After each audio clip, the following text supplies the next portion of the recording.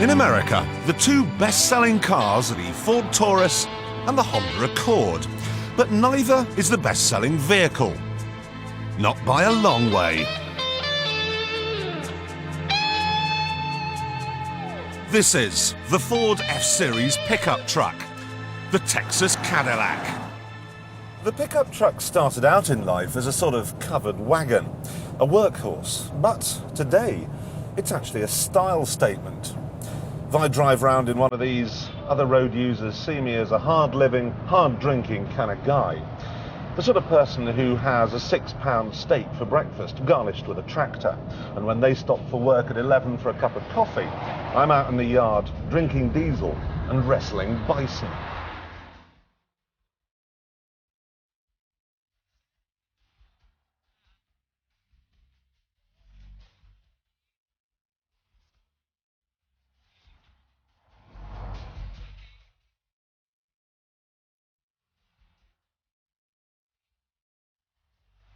Well, you see this console down here, there's just about space inside for a couple of six-packs, and these cylindrical receptacles here are just the right size for a can of Budweiser. As P.J. O'Rourke said, the pickup truck is the world's first beer-guided vehicle. It's not against the law to drink while you're driving in Texas. It's drunk is against the law. In Texas, you can have an open container. Be sissy otherwise, wouldn't it? I like something big and powerful, and just like my man. And 305, 8-cylinder, put it in cruise control, can just fly. No one's going to mess with me. They get out of my way when they see me coming. I think it's kind of cool to be a cowboy, you know, and to be a rancher. But they got a lot of good songs about, you know, pickup trucks.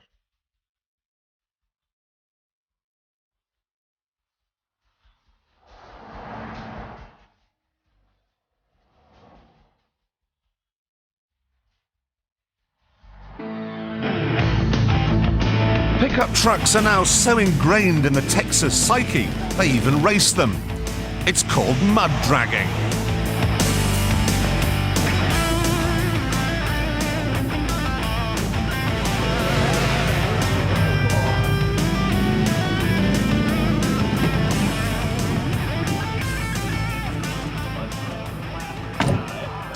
Now, I know this may look like a bunch of people driving Toyotas through a puddle, but obviously it's a deal more dangerous than that.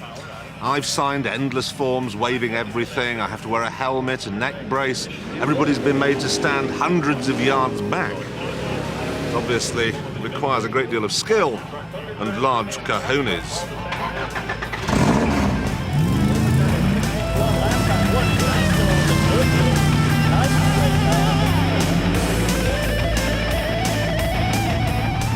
I got myself a stock Toyota 4-cylinder. Right, you line up, wait for the lights to go green, and give it full revs, dump the clutch, and away she goes.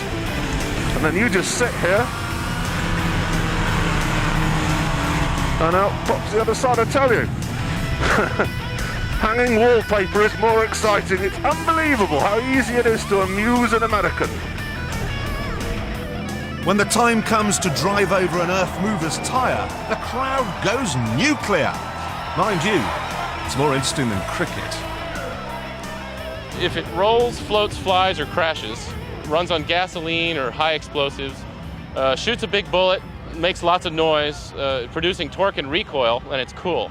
But if it's a ball made out of leather or inflated with air, hit with a bat, racket, or club, played on a course, green, or court by yuppies or liberals, it sucks.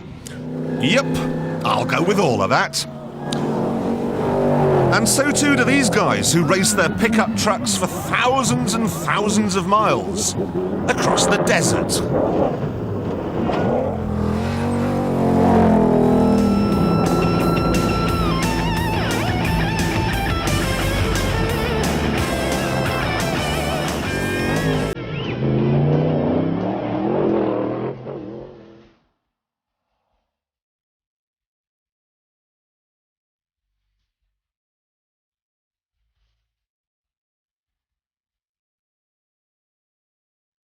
If I may be permitted to liken America to the human body, then I think it's fair to say that California is its face, New York is its brain, but Texas is its heart.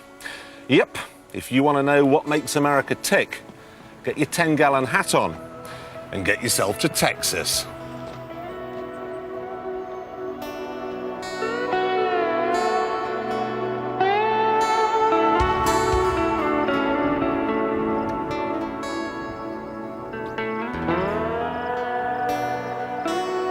I think Texans consider Texas sacred soil. And when I was born, my father was working about 30 miles outside the state line in Louisiana. He made it a point that my feet would not touch the ground until he had taken me back across the state line, taken my shoes off, and set me on Texas soil. I guess anyone who is proud of his place of birth would understand, how Texans feel about theirs. Probably maybe go overboard in some areas, but it's because we really do like Texas. We're not just here because that's where we were born. We're here because we like it. I don't see why you don't steal it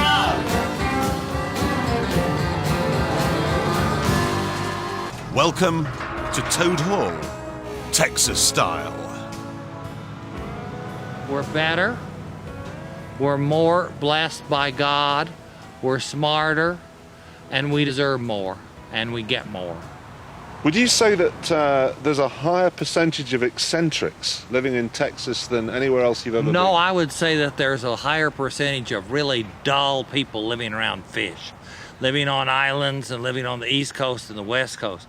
I would say there's a normal percentage of people living in the flatlands where you can see in 4 directions and not see mountains and not see surf, but just see any way that you want to. Normal, hey? Oh yeah, very normal.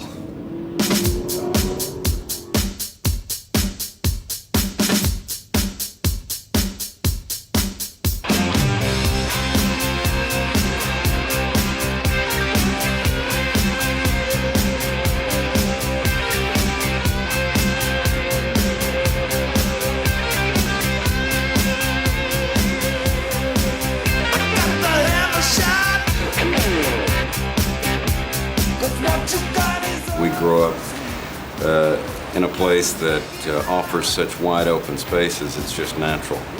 Get behind the wheel and put your foot in it.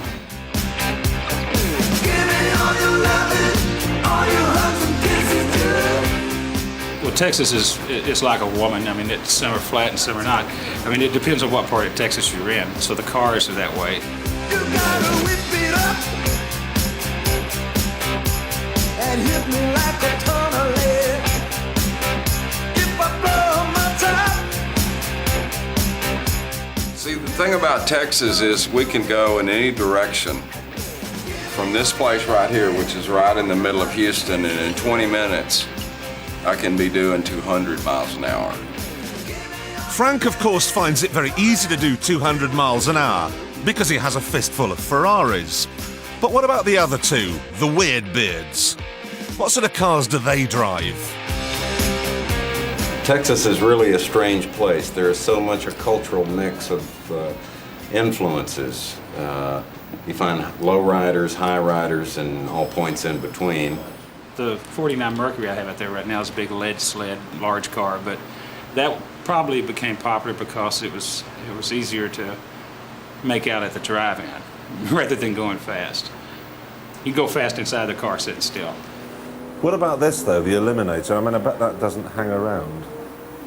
I've yet to put it nose to nose with Frank, but all in good fun. You know, when we're doing music, the game is really to stay in the groove, not to speed up or drag behind. So we're pretty much neck and neck so far. I prefer a lightweight car, high revving, a car that you can use more of your driving skills, as opposed to an American car, which is generally heavier, big engined, and is mostly just has to do with your right foot. So I like the nimbleness of the Italian cars.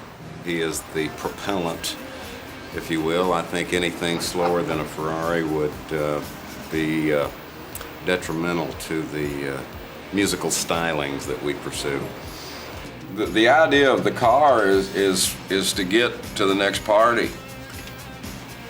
You know, my preference is to get there in a Ferrari. You know, I'll get there quicker and stay longer and get home before you do.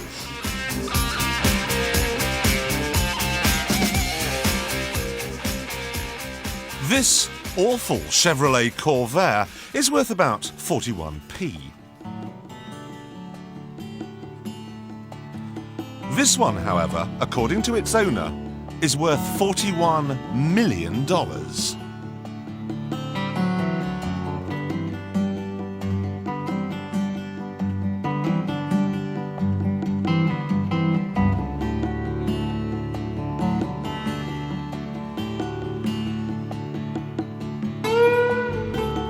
Well, this car is left to the world, museums, in memory of my dear departed wife, Jean K.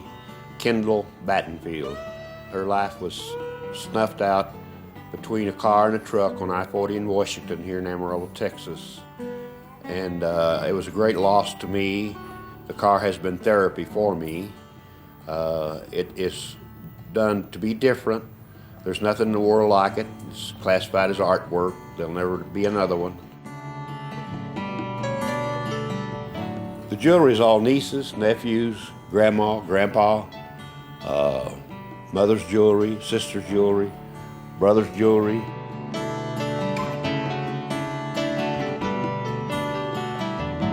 This little Sato watch here was given to me by a little girl out here at the park one day. She took it off her wrist. I'm sure the little watch meant a lot to her. Probably cost $4 or $5. That means a lot to me that little girl would give up her worldly good, her possession, the little watch, take it off her arm and ask me to put it on the car. He's even put his Purple Heart on it. But if it's purple prose you're after, get me out of here and into the seminal Texas car, the Chevy El Camino SS.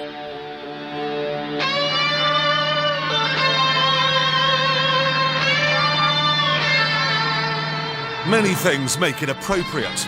First, it's a pickup truck. Second, it has an enormous 7.4-litre, 430 horsepower V8. And third, back in the 70s, it was built here.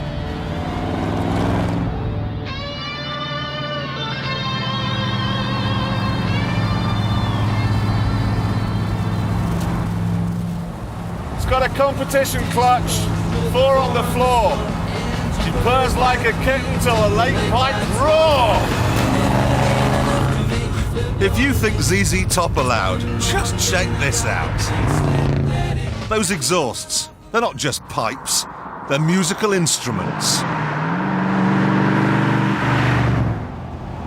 6-foot Fender Strats.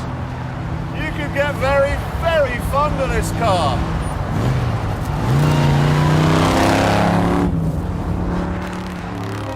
Texas has moved on a bit since the days when a bunch of guys ran around at the Alamo shooting Mexicans. You've still got cowboys, of course, but you've also got J.R. Ewing sitting at the top of a skyscraper being an oil billionaire. You've got a massive computer industry. And, of course, you've got NASA. Woo! All right!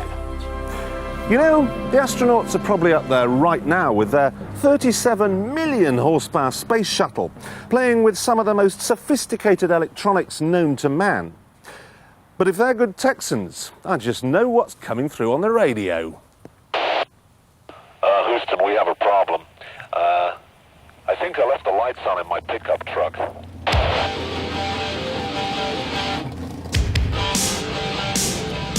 Elsewhere in America, custom cars look like this, but here, it ain't no good unless it's got a flatbed on the back.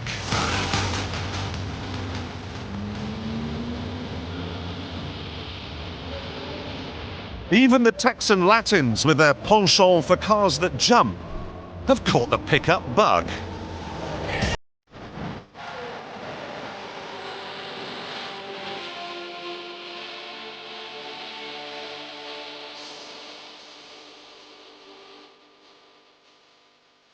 I think we're talking here about the Range Rover syndrome. By riding around town in their flash pickup trucks, these urban cowboys really do believe they got a ranch somewhere. They sit out at night round a campfire with a cold beer and a couple of wild, wild women. The trouble is, their dreams were manufactured by Hollywood. The Texas reality is rather different.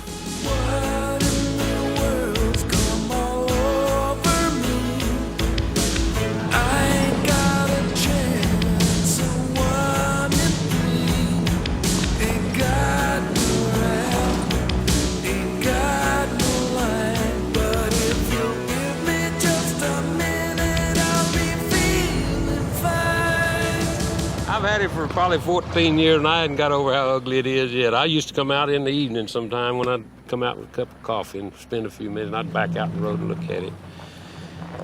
You're just the ugliest thing I ever seen. And that is official. It's just been voted the ugliest pickup truck in all of Texas.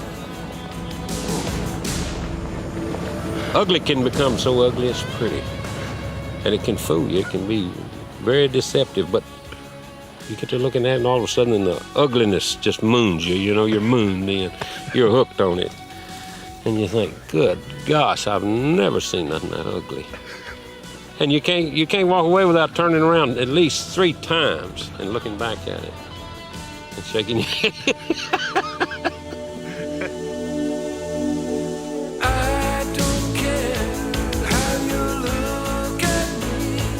I've actually had people to throw their stuff down and run in the house when they see me coming down the road. I'm serious. This one guy, I could see him about 3 blocks away. And I was watching him and he walked out a little further and his neck was actually stretching. He was looking at me coming down that road.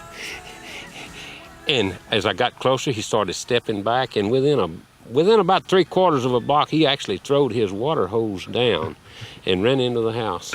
And I slowed down. I thought, God, I wonder what's the matter. You know, and it began to dawn on me, he was afraid of my truck. He was literally afraid of it. What kind of an engine's it got in it? Right now it's just got a little small block Chevrolet engine. Probably, I think it's a 400 small block. They're real torquey motors. I took a big 396 high performance out of it, which was wore down. It was a beastly engine.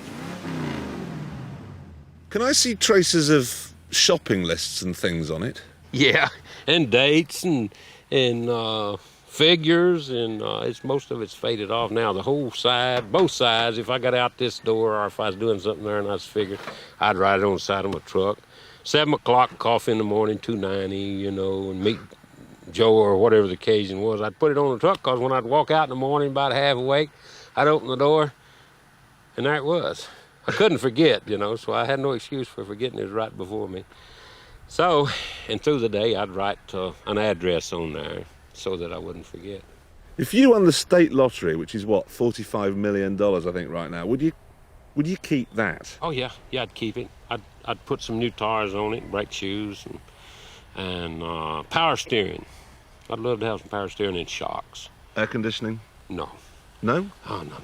Good old Texas heat, it's good for you. Is it? Yeah, it makes you sweat, cleans your pores out so you can get dirty again, you know. It's a process, reciprocating process, I guess you'd call it. I know a good way of getting up a sweat and going broke. Trucks like these use 1 gallon of fuel to cover 300 yards.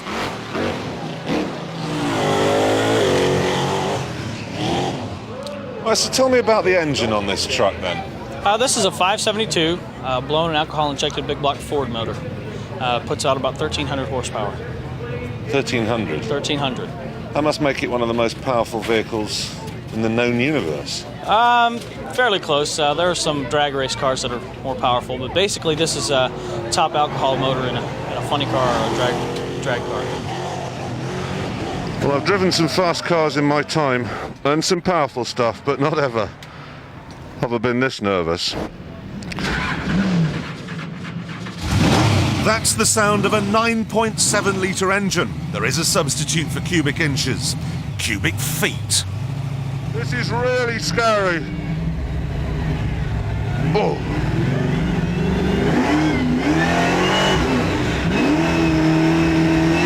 The acceleration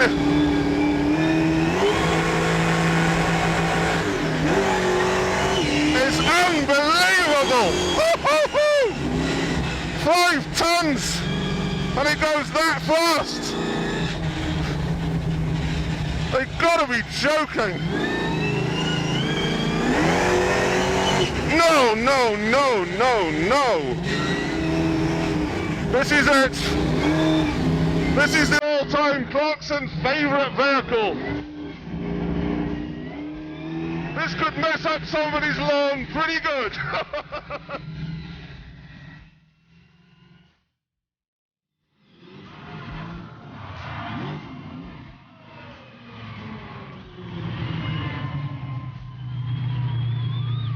If you really want to mess up someone's lawn, however, plant some Cadillacs in it.